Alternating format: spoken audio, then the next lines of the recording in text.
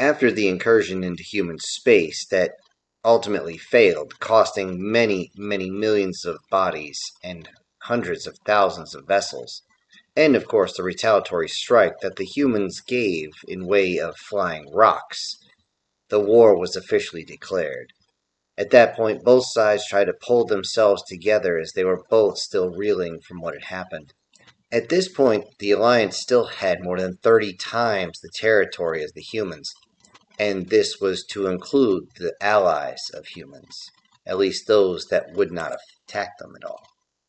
This meant that they could take their time and build up a massive force and flood the human worlds one by one if necessary, simply jumping from world to world and overrunning it like some sort of barbaric horde that goes in, crushes, steals, and assaults everything. And if they can't take it, they will just leave the world as a burning cinder. The Alliance, not being completely stupid, knew they needed to rebuild their fleets. They sent some of their best, and some of their best, well, most of their best actually, did not make it back. But to build up that much to take the humans would take time. That means shipyards needed to be built. Mining operations had to be continued or expanded. Stockpiles of weapons, ammunitions needed to be built up, along with all sorts of training. With all this, commerce simply exploded inside their own territory. And commerce creates wealth. Wealth creates prosperity. And prosperity creates the illusion of invulnerability. Those inside the Alliance species believed they couldn't be touched. There's no way the humans could cost them anything. If anything, it would be a boom to their economy. But what they didn't see creeped in. It started slow. A lost convoy here or there. Missing ore that suddenly disappeared either on transit or right at the pad. Mining equipment that would either not arrive or seemingly not work all of a sudden. Personnel shortages, as some just wouldn't arrive where they were supposed to. This caused several delays in productions, but nothing crazy. All of that can be fixed, and it was morally just an annoyance. No one really cared for this. This was the price of doing business, they would say. That they had some sort of delays, and they just had to work around it. That was until 13 stations went dark all at the same time. By the time the investigators actually showed up at each of the stations, all they found was debris fields. They found what was left of many of the stations blown to pieces, ships drifting due to some sort of EMP shockwave. This surprised them. It shouldn't be enough. These ships are shielded, aren't they? Realizing they needed answers and they needed quick, they checked what was left of the station and the ships for any survivors, yet all that were still there had been lost long before they had arrived. Lost due to exposure, or, since they're in space, the lack thereof any type of atmosphere. Without any type of life support system, it doesn't take long for folks to suffocate, freeze, or cook, or all three at the same time. Most ships are actually totaled out as they went adrift and crashed into something, or debris from the station went and smashed into them. Yet some, about 9%, could be salvaged, but it would take time. For all the stations, they were damaged well beyond repair. They didn't know how. Everybody wondered. They thought, well, we're at a state of war. Could humans do this? If so, how? It doesn't seem feasible. How could they possibly do this? How could they get by everything? 170 hours prior to the stations going dark, the humans and their allies go over the plan. Since the Alliance against humans believes themselves untouchable, security is going to be a bit lacking, and humans want to capitalize on this. The allies to the humans all prepared vessels, mostly cargo vessels, and humans provided the cargo which happened to be a very nasty surprise. To the aliens' allies, the humans seemed friendly as they prepared to kill everything and so much. There was something behind the eyes, as the humans were being so jovial, something cold, something dark was hidden behind the eyes in that strange, toothless human grin. They couldn't figure out what it was, but it unsettled most of them if they thought about it too much. What drew their thoughts away was the humans' innate interest in their ships. Humans were very interested on how each species interfaced with their ships. Unlike humans, most species actually inserted a piece of themselves into said ship. The chitter, in particular, cocooned themselves inside the helm or control module of the ship. It was like it was a preset cocoon that would slowly rip itself open, and once the chitter was inside, it would slowly close around them as they were basically in the fetal position. When they did this, they actually linked with the ship. To their astonishment, use of a bioship seemed to be the only thing that could truly surprise humans, as they wanted to know how everything worked. They always seemed to be reaching out and touching things. They always had to touch it. One human asked to try to link with the ship and was actually rejected. The cocoon slowly closed, of course, as the human actually had to climb in without any clothing so that the neural link can actually link up through all the nerve endings.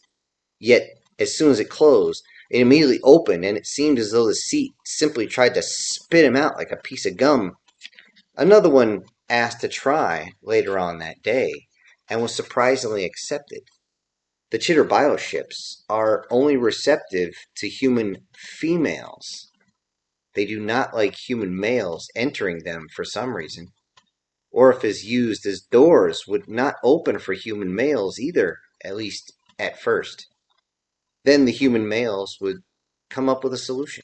If the door wouldn't open, they would talk to it nicely in a strange tone that the chitters didn't understand. They would pet it a little bit, running their fingers down in a strange fashion, sometimes trying to tickle it a little bit. Whatever they were doing, it made the door open. Inside the access corridors, the bioship hate the feel of boots and clothes anywhere. The cheer captain actually yelled at the humans for this as they understood the bioship, and the bioship would actually scream in their ear as soon as they were connected to it, telling them to get these boots and everything away from their engine compartments. To do anything with the chitter ship, to repair it, any type of injury, especially inside the walls, humans would actually have to walk around without clothing and carry their tools in a box covered in some sort of bioluminescence. The bioships seem to enjoy this a bit too much at times, as many times they would be down what would be considered a strange Jeffrey's tube, and the tube itself would begin to pulsate and start to ooze a liquid. With this, the captain would many times tell them to get out, get out, get out, get out, get out of my ship, get out of my ship, it's too much, it's too much, it's too much, it's too much. Nobody understood what was going on, but they listened because they didn't know if suddenly this chitter ship was going to take a chitter shit on them or not. The hound ships are laid out very similar to human ships, with much more internal aesthetics though. Chairs are actually set up strange compared to what a human would, as the hounds, well, sit a different way. They actually sit like a human dog. This brought in a few jokes, but it wasn't until they were absolutely shocked by the efficiency of the filtration system that the humans definitely took notice. They looked, and there was constantly robots cleaning the floors and the walls to keep the buildup of fur that would come off the back of their heads and off their tails. Individual quarters for the hounds were set up as though some sort of strange palabula, almost like an igloo of some sort. The recreation area was just something very large with some sort of items they could throw around. Basically, it's like having their own little run around area with a football they could throw back to each other, although the hounds did like to play tug of war with their mouths, which again brought in a huge bunch of jokes. The hygiene area was one of extreme decadence, at least one would think. As it turns out, the hounds are very hygienic people, and they have all sorts of devices. Many devices to handle their very furry tails, and many devices to scrub their body clean from multiple angles, especially on their belly. All of which seem fun, almost a little too much fun when they watch the hounds use it. Although, needless to say, seeing the hounds stripped down as they did wear some sort of clothing was something that made all the humans just pause. When the hounds asked why the humans just paused, they were simply told, "Nothing, our hunting instincts kick in, ma'am." She didn't understand. Are you going to chase me around and hold me down and try to turn me into your prey? No, ma'am, but I do actually have one question. What is that? She asked, wondering what in the hell was going on. The human engineer actually turned. "Ma'am, can I fluff your tail? Seriously, can I fluff your tail? Just a little bit, please?" With this, she was a little put back, but didn't fight it too much. Curiosity killed the cat, of course, but not the hound.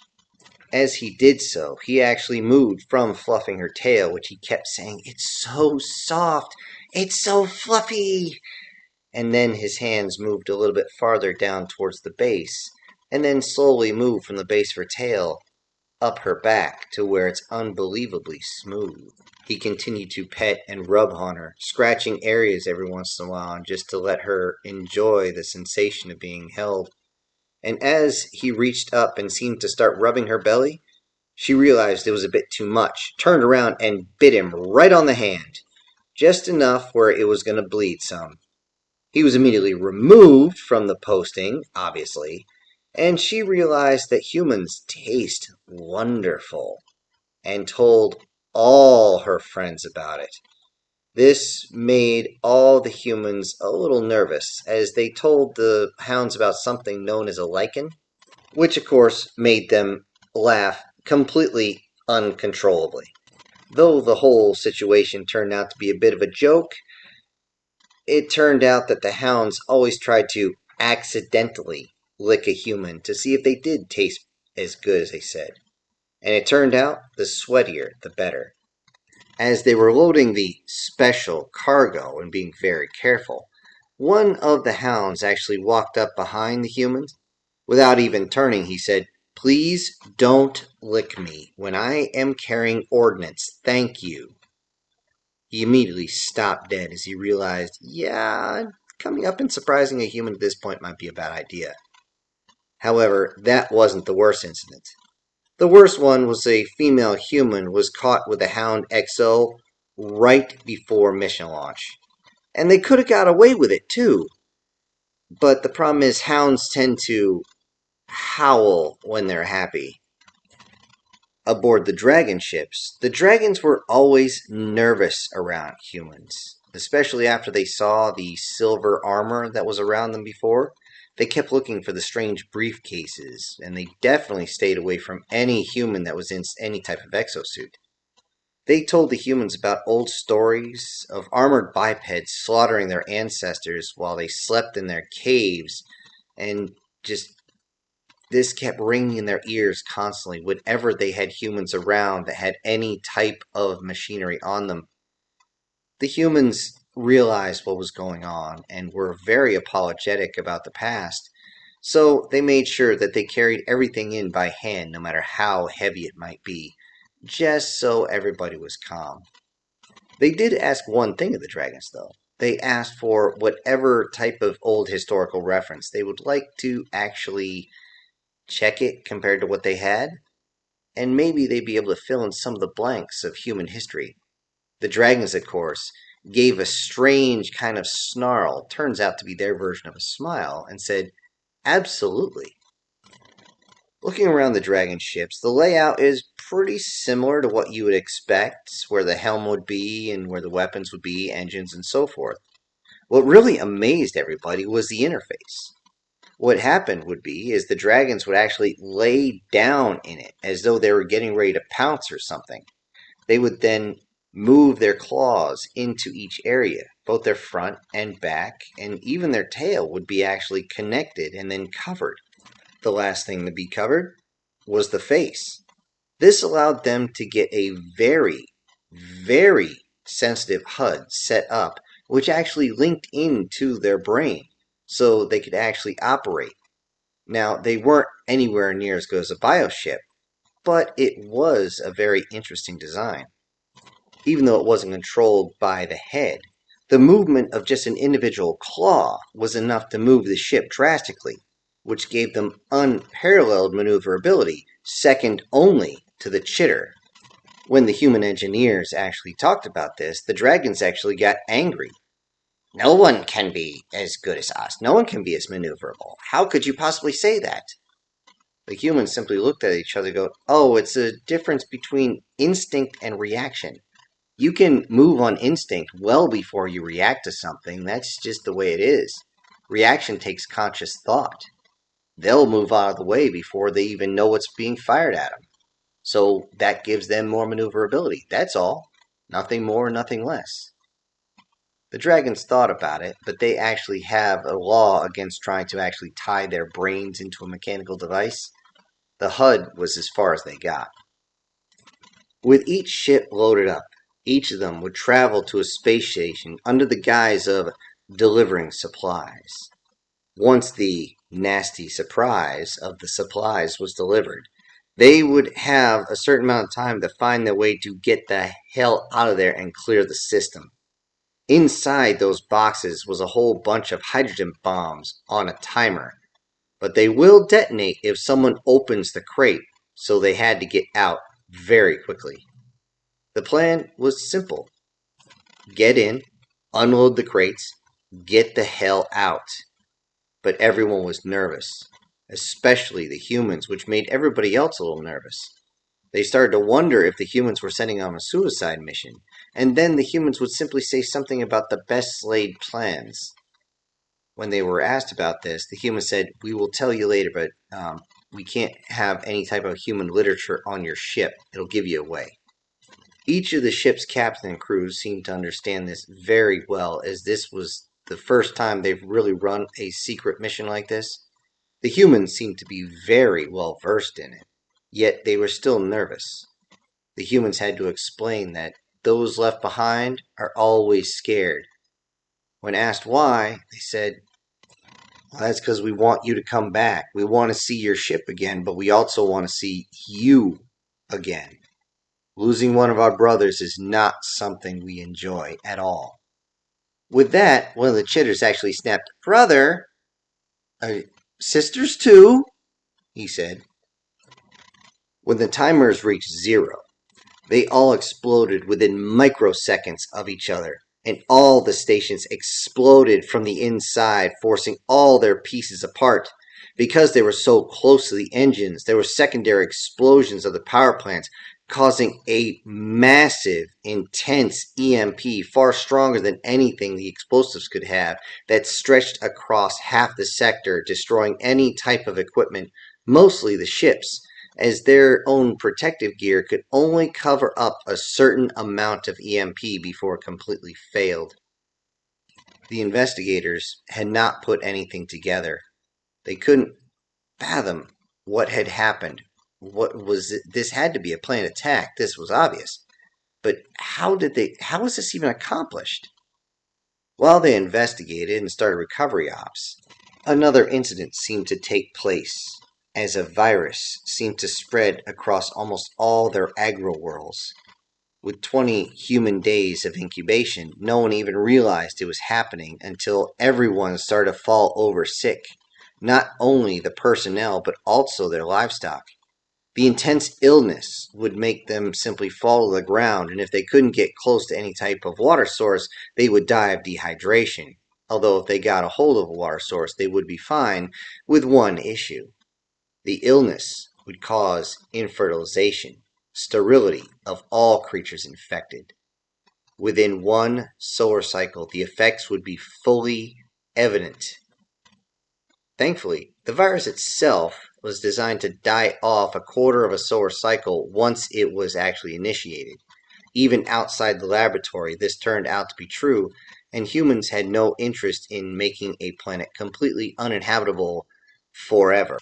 On top of this, there was also the fact that there was a massive amount of equipment failures, causing much of the produce and grains to simply rot in the fields, or livestock to not be able to get what they needed to continue to survive. And when they started to get hungry, when they started to get thirsty, they began to get very violent. They started to tear apart any type of containment they were in, tear apart the buildings they were in, and they would even attack those that had cared for them their entire lives. It was a mess. Mining worlds didn't get away either. They quickly found out that convoys just weren't arriving on time. This caused a buildup of refined and unrefined materials to simply stack up waiting for ships to arrive. But that wasn't the worst part. They were starting to lack food, lack water. They didn't even have replacement parts for their machines, so they were all sitting there, wallowing in their own hunger and their own thirst. Any colony, world, or outpost not self-sustaining at this point found themselves under heavy restriction, martial law, within 3 solar cycles. The only thing the royalties of the Alliance could do was blame the humans, yet no one could say for certain it was the humans. There was really no evidence that it was them, and resentment began to grow inside their own factions. Their own species were having talks of rebellion. If these royalty couldn't maintain the status quo, what were they there for? As the Alliance continues to build up their forces under increasingly worse conditions, humans do what they do best. They dig in like a tick and prepare to strike. Intelligence is reporting that Alliance forces still do not realize others are aiding the humans and leading them near total breakdown of their logistics chains. They want to keep it that way for as long as possible, which is why the human fleet hasn't moved yet. Most other species, chitters, hounds, they're still rebuilding after the pirate strikes, and they want blood, of course. But they're not stupid enough to strike out in anger. The humans reminded them that if they did so, the Alliance forces would simply gang up on them, and it wouldn't be feasible to be able to defend all sectors at the same time. They had to play this smart. While the Alliance territories struggled to keep the peace, humanity had to kick the anthill a bit. If things go well, they should be able to fully cripple the Alliance forces. This would be a massive operation, and everyone was on edge, but before they got underway, their mood raised when they received a message. As it turns out, what the humans call halflings and about a half a dozen other smaller species have officially decided and proclaimed their neutrality in the conflict. These quote-unquote smaller species is not necessarily mixed up with their height, but more of the number that they have. If they're under 10 billion, they're considered a small backwater species. Everyone was very happy to hear this announcement, as it means there's less species to fight, less species to deal with, and which means they have a place to run and hide to. Now that everybody was rearing and ready to go, Operation Crazy Reasoning is a go. Like the locomotive it was named after, they charged at the shipyards, charged at full bore.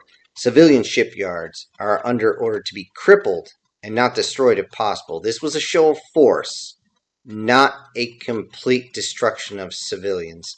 However, military shipyards, if spotted, were to be completely and totally annihilated.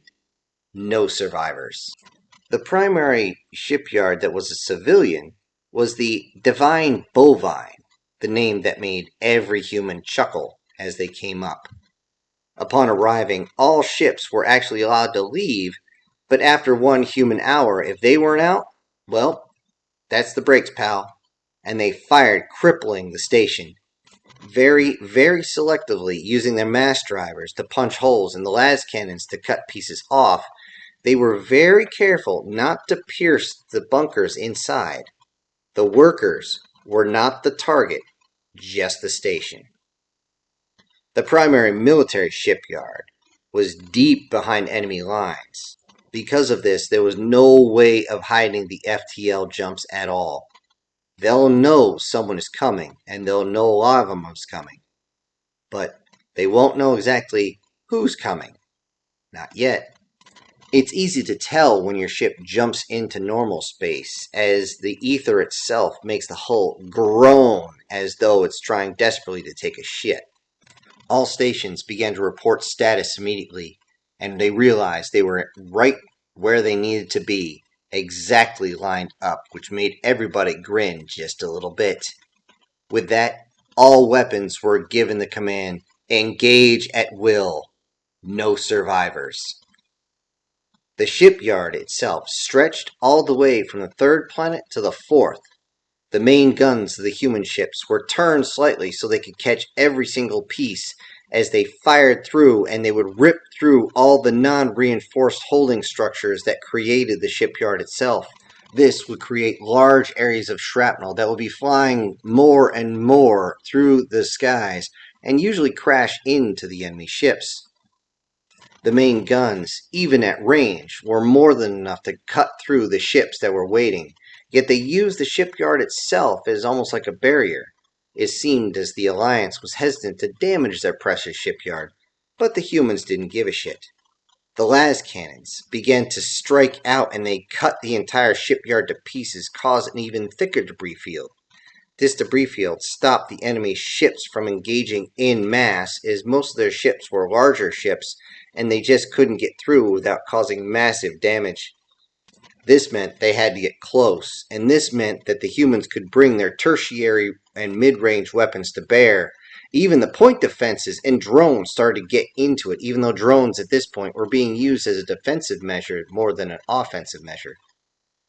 Where they really shined was the corvettes and the gunships. The corvettes were able to move through the debris field pretty much unencumbered given their size, even though the crew inside was feeling their lungs and then their heart and then their brains and then their asshole from the way they were actually moving. Everybody was turned around, but everybody realized that they had to keep moving because, like the man said, in a battle, speed is life. If you go slow, you die. Behind them was the gunships, and those truly, absolutely shined in the debris field.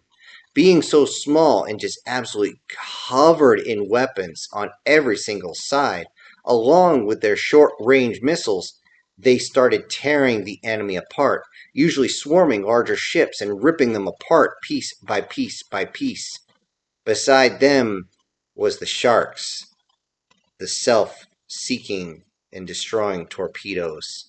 Those sharks with laser beams on their heads fought their way all the way to the largest ships, pierced through the hull, will go all the way through into the center of the ship before exploding, causing many of them to break in half or for large pieces to come flying off. In one case, it actually spit fire back out as the torpedo actually went straight through the bow of the ship before exploding. And for a moment, they got to see an Allied forces dragon spitting fire right before the engines exploded, and then it shit itself in a giant fireball. Given the distance covered, it's no surprise that the battle, from the time they entered the system and first shot fired, until the last Allied ship was taken out and the shipyard itself was destroyed, was 84 hours. 84 hours of non-stop fighting.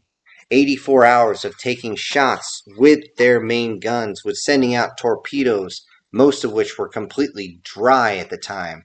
Many of the ships were reporting black on ammo completely. Point defense systems that were ballistics were completely drained. The drones, even, if they were ballistic based, were completely done and were sitting there. Because what's the point of having them out there? They couldn't do anything except crash into a ship head first. There's not enough mass to do enough damage that way.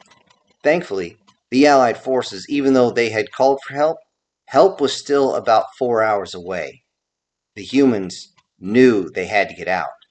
As the man said, "Don't be here, pre-sighted. You stay here, you're dead." So the humans ran out and saved the crews. At this point, they were actually joined by a few of their allies who were absolutely amazed at the efficiency that the humans would go in, get their people, get them out, check the ship to see if it was salvageable. If it was salvageable, they'd be able to take it with them. They'd tow it back inside an FTL bubble. But if it wasn't salvageable, they scuttled it. And they always paused for a moment, paying homage to a ship that had kept their crew alive. And then, kablooey. Most of the ships in the human fleet, 91% of them, were salvageable, though many of them would take several months, if not a few years, to get them back in full fighting shape. Once all the ships were tied in, tethered, so that they could be taken back towards human territory, the humans disappeared into the blackness of space, so that when the Allied forces showed up, all they would find is debris and death. Upon hearing what happened, those in charge of the Alliance forces were absolutely put back, many of them dropping into their thrones, just completely taken aback by what was going on. They realized that their logistics chains were completely cut now. They didn't have anywhere to stop between wherever it was to wherever it was going. There was no hubs at all. They would have to make full-blown trips from one sector to another without stopping in between. They didn't have a choice. This meant that their convoys were much more vulnerable. And even though they wouldn't completely fail as far as their logistics, everything was looking bad. What was even worse was their inability to maintain their massive fleet. Even though most of their fleet, 96% of it, did not participate in the battle at all, which meant they still had a pretty strong military arm, they wouldn't be able to maintain them. There's now no place to moor the ship in order to repair it. No, you would have to go ship to ship to try and do that, which was slow and extremely inefficient. There's no shipyards to build new ships if they lose any either. This was horrible. They needed to do something. They had to figure something out to get themselves back into fighting shape, because if they did charge the human territory and they took unsustainable losses, they wouldn't be able to replace anything. It was too dangerous to charge into human territory since they had what's known as defender's advantage. What could they do? Many of them went back and forth on what to do, and finally came up with the only option they could think of to salvage their empires and keep them in power. One of them was quoted in saying, "This seems to be our safest option, of course. As we know, at least the humans will not care about the neutral species. Right? Right?" Hello everybody, this is Syntax. Thank you so much for joining me on today's chapter. Before I go, I gotta send out a big thank you to one of my supporters, and that would be Brian Kemp. Thank you so much for supporting the channel. Everybody else, I'll see you on the next one. This is Syntax, ejecting.